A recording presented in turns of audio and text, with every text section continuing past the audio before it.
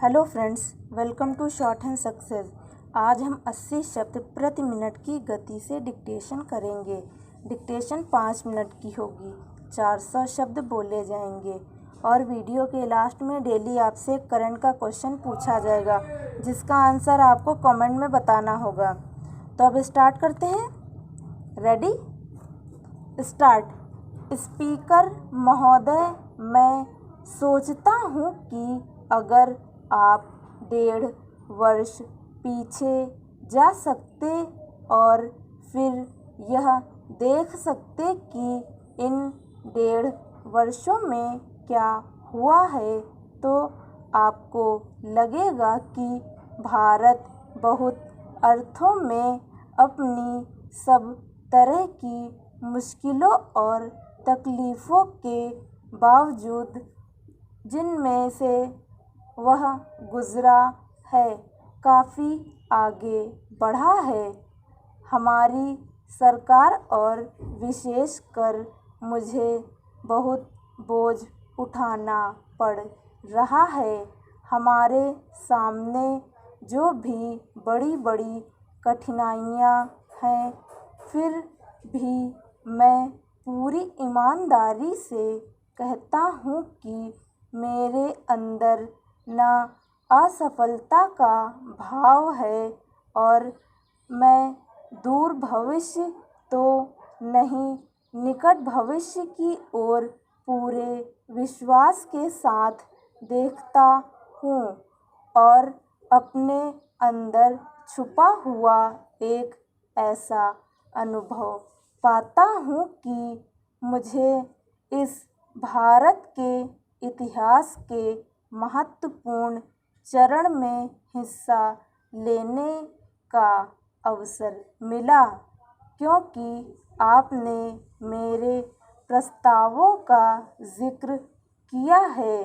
इसलिए मैं एक चीज़ कहना चाहूँगा कि बजट में बहुत सी चीज़ें हुआ करती हैं, जिनमें से कुछ सदस्यों को शायद खुशी ना होती हो।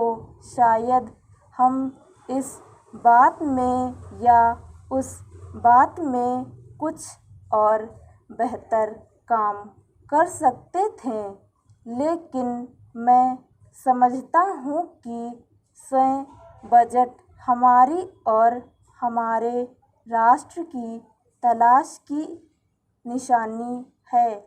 मेरे ख़याल में जिस ध्यान और दूरदर्शिता के साथ हमारे वित्त मंत्री ने यह बजट प्रस्तुत किया, उससे आने वाले महीनों और वर्षों में हमें बहुत लाभ होगा।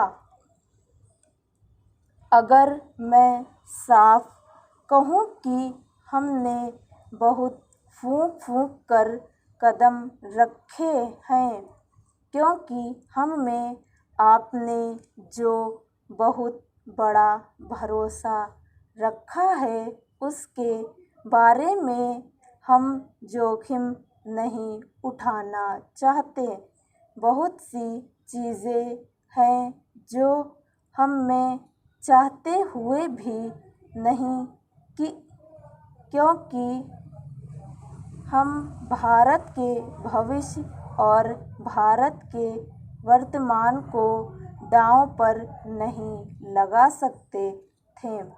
ऐसी चीज़ों में भी जो हमारे ही सिद्धांतों और विचारों के अनुसार अगर कोई जोखिम या खतरा दिखाई दिया, तो हम उसमें भी आगे नहीं बढ़ें तथा हम सतर्कता के साथ आगे बढ़े।